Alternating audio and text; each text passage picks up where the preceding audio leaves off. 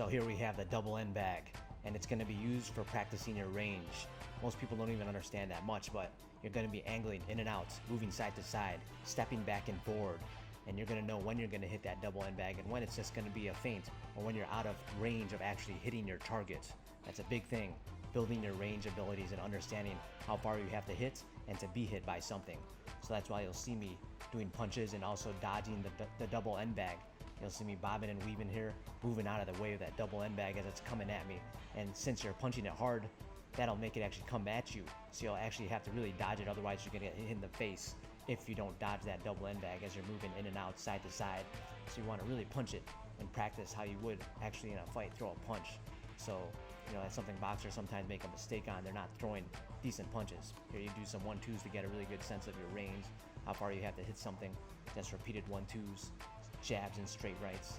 So yeah, practicing the jab with the left hand or right hand, and then the straight right or straight left right after is really good on the double end bag, so you get an understanding of your range, how far you have to hit something, and how to control your range while you're moving about and stepping outside of range. So the punches may seem like they're going to hit your opponent to them, but they aren't. They're just faking them, and they're faking them out, making them think you're going to hit them.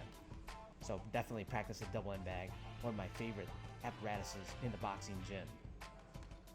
Understanding range was one of the biggest things to our hunter-gatherer ancestors, because on the hunt, they had to understand their weapons, like their spears and bows and arrows, and how far they could hit and not be hit by animals that could swipe their head off.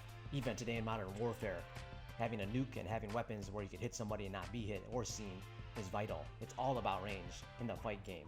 So that's on a big level, the macro scale, where it's nations fighting each other, right down to the individual scale, where you're fighting somebody, and if you understand range better, you could hit and not be hit.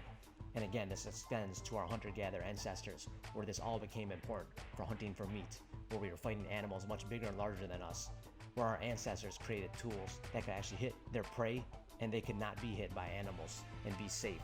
So it's all about range in the fight game.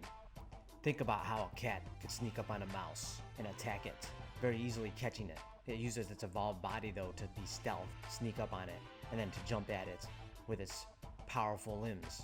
And that's how the cat was evolved. But humans really aren't an evolved apex predator or a real true carnivore, like a cat even. Those small cats in your yard, they're more carnivores than you and more powerful in many ways. Their body design. But humans, they had to create tools so they could artificially create range to hit animals that are much harder than them, that are much more powerful than them. So it's the same thing when you're fighting somebody else, or it's warfare, or fighting another animal. Range is the most important thing to understand, to be able to use.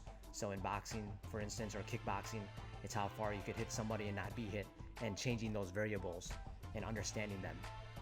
Check out, then buy my book, Revolution Evolution, which explains all this and then some. How our modern day workouts are often flawed and wrong because they're not designed for what our bodies are evolved to do. Get the book and you'll get an understanding of human evolution and what your body is evolved to do in the gym and to work out and be healthy.